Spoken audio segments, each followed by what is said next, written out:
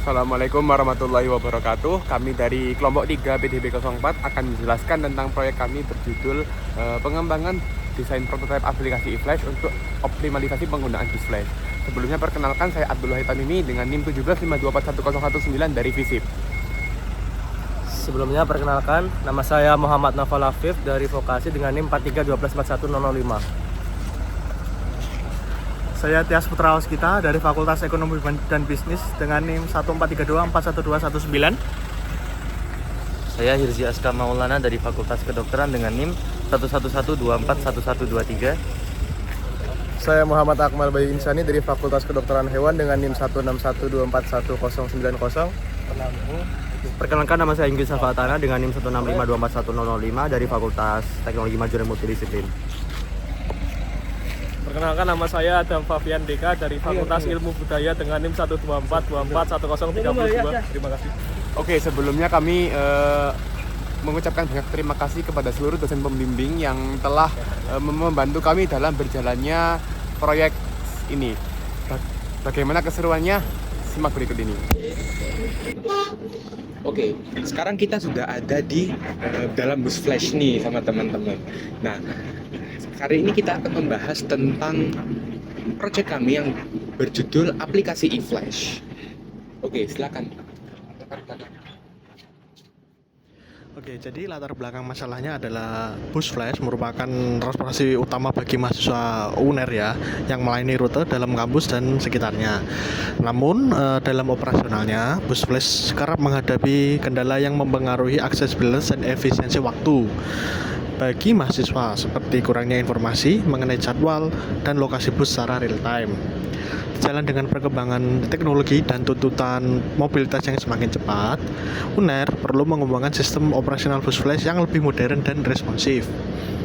Oleh karena itu, pengembangan aplikasi eFlash menjadi solusi inovatif untuk mengoptimalkan penggunaan bus flash, memfasilitasi akses real time yang terjadi secara langsung terhadap informasi jadwal, lokasi, dan kapasitas bus, serta menyediakan notifikasi yang relevan bagi pengguna. Baik, selanjutnya adalah tujuan dan manfaat dari observasi lapangan kita kali ini. Yang pertama itu adalah untuk mengatasi kekurangan internal yang ada pada aplikasi bus eFlash ini. Lalu yang kedua adalah untuk mengembangkan sistem baru yang dilengkapi dengan teknologi-teknologi canggih. Contohnya itu seperti pemantauan lokasi bis secara real time. Yang ketiga adalah untuk menyempurnakan aplikasi ini berdasarkan hasil yang analisis terbaru dari mahasiswi atau mahasiswa Universitas Airlangga itu sendiri. Tujuannya adalah supaya hasil penelitian kita kali ini bisa lebih relevan dengan kondisi mahasiswa yang merupakan pengguna utama dari bis flash kali ini. Selanjutnya adalah manfaat. Yang pertama adalah memberikan kemudahan bagi mahasiswa Universitas Airlangga yang memiliki halangan dalam hal transportasi.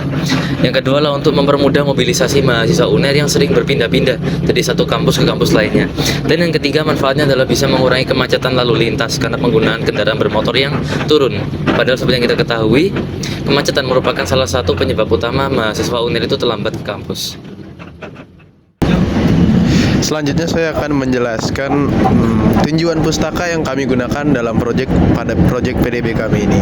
Yang pertama ada penelitian terdahulu, ada beberapa penelitian terdahulu sebelumnya yang cukup menyinggung atau bersangkut paut dengan penelitian yang akan kami laksanakan. Pertama yaitu penelitian dilakukan oleh kajian Mustafa I8 pada tahun 2011. Menurut penelitian ini mengulas perihal faktor yang memengaruhi seberapa jauh pelanggan di Arab Saudi mempercayai puas diri dan memiliki loyalitas terhadap e-commerce, menciptakan simpulan bila antarmuka laman web dan ketepatan informasi berimbas positif bagi kepuasan pelanggan. Lalu kemudian penelitian yang kedua oleh Rashid tahun 2017. Menurut penelitian ini, pemanfaatan teknologi informasi secara konsisten berpengaruh positif dan signifikan terhadap kepuasan pelanggannya. Kemudian pada penelitian yang ketiga yang dilakukan oleh Watkins et al. Pada tahun 2011, menurut penelitian ini menunjukkan bahwa penerapan teknologi informasi seperti aplikasi mobile berbasis GPS dapat meningkatkan efisiensi transportasi umum. Kemudian juga ada tinjauan pustaka relevan dengan penelitian yang akan kami laksanakan, yaitu adalah TAM teori yang dikembangkan oleh Davis, yang dimana berdasarkan teori TAM ini menyebut bila penggunaan teknologi informasi bisa mengoptimalkan capaian kerja. Makin tinggi capaian kerja seseorang, tentu efektivitas produktivitas maupun mutu layanan pun akan meningkat juga.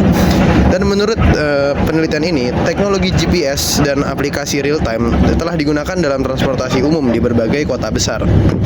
Dan aplikasi ini memungkinkan penumpang untuk melacak lokasi bus secara real time dan menerima estimasi waktu kedatangan bus transportasi umum yang akan digunakan.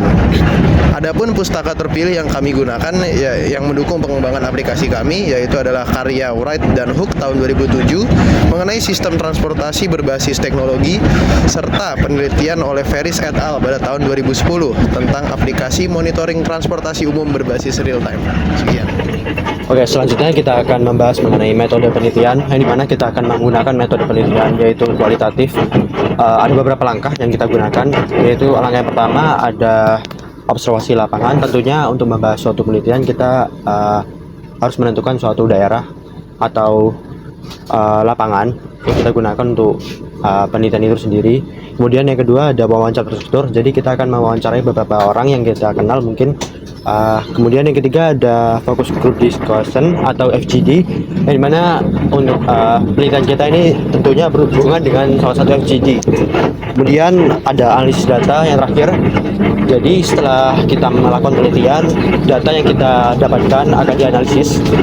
Kemudian daerah penelitian, untuk daerah penelitian kita sendiri, kita akan melakukan penelitian di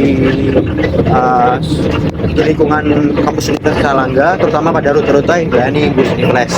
Kemudian alat penelitian, untuk alat penelitian kita ini meliputi aplikasi mobile untuk pengembangan Uniflash, perangkat lunak, pengolahan data real time, dan GPS untuk melacak lokasi bus. Kemudian ada jenis sumber data, jadi sumber data yang kita gunakan itu ada dua, yaitu primer dan sekunder. Yang dimana primer itu dari data orang-orang yang kita wawancarai, dan yang kedua itu ada data sekunder yang dimana kita itu mengambil data yang dari internet.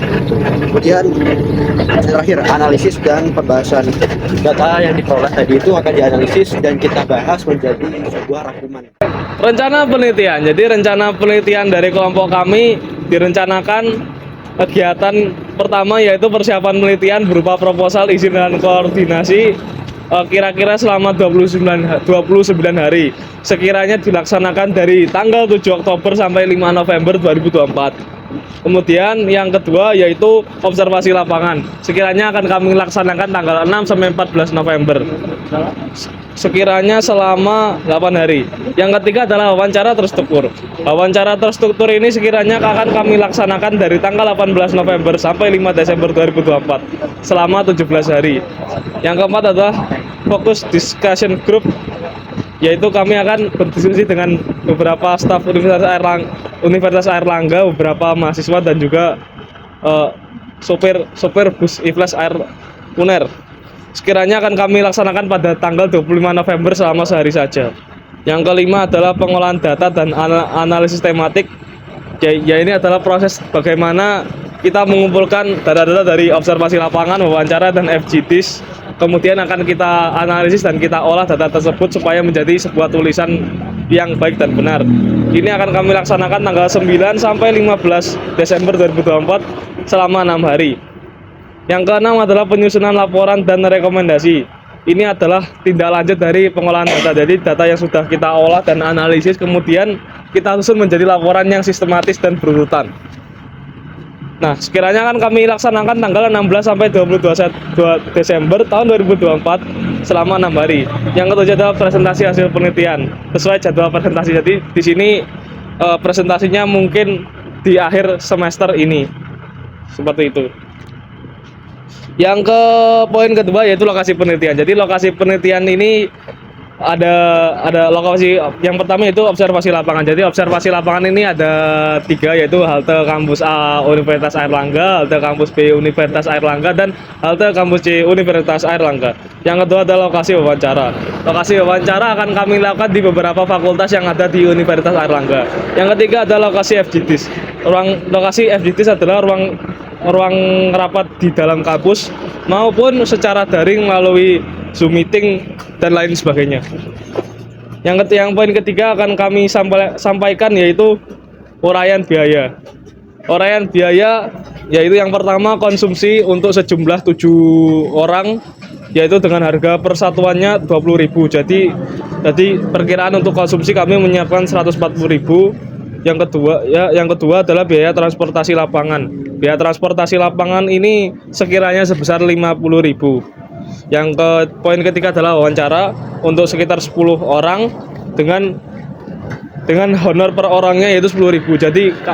Jadi kami perkirakan biaya untuk wawancara tersendiri adalah 100.000. Selanjutnya akan saya lanjutkan untuk membahas mengenai fitur dan beberapa cara untuk akses aplikasi eFlash ini sendiri.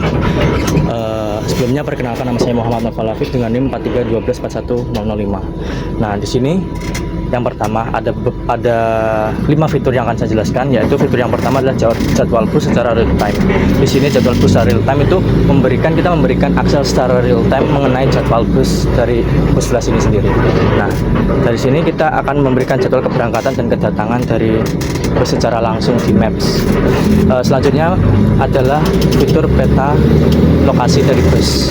Jadi peta di sini kita memberikan akses secara real time pada gambaran secara peta. Jadi di sini di peta itu ada semacam gambar bus dari bus flash dari 8 bus itu akan terdapat beberapa bus yang sudah terurutkan pada semua rute-rutenya. Nah, untuk yang ketiga adalah estimasi waktu kedatangan. Di sini aplikasi akan memberikan fitur estimasi waktu, yang mana estimasi waktu itu akan memberikan waktu perkiraan kira-kira datang untuk ke kampus antara kampus A, B, C itu berapa lama. Nah, di sini fungsi estimasi waktu itu sangat penting untuk bisa memberikan kita gambaran. Selanjutnya adalah notifikasi kedatangan, yang mana kita akan dapat pemberitahuan otomatis kapan bus itu akan datang.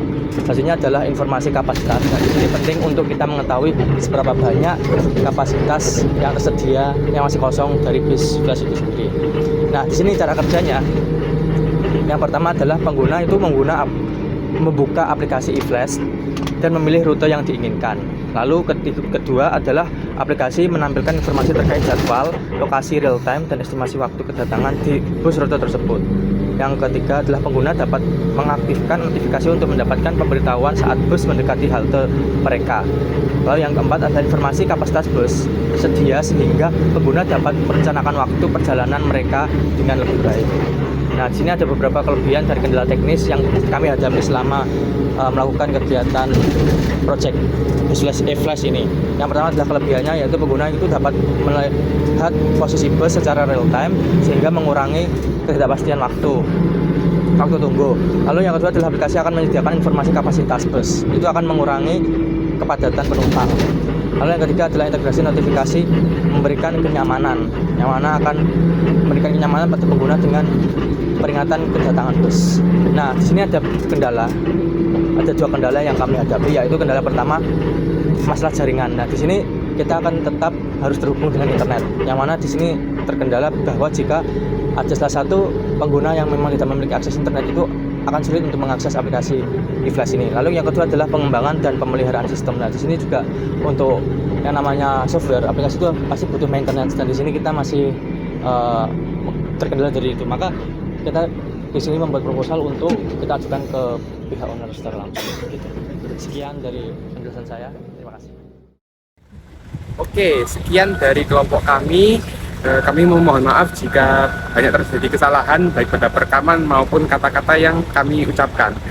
Ihdinas siratal mustaqim. Wassalamualaikum warahmatullahi wabarakatuh.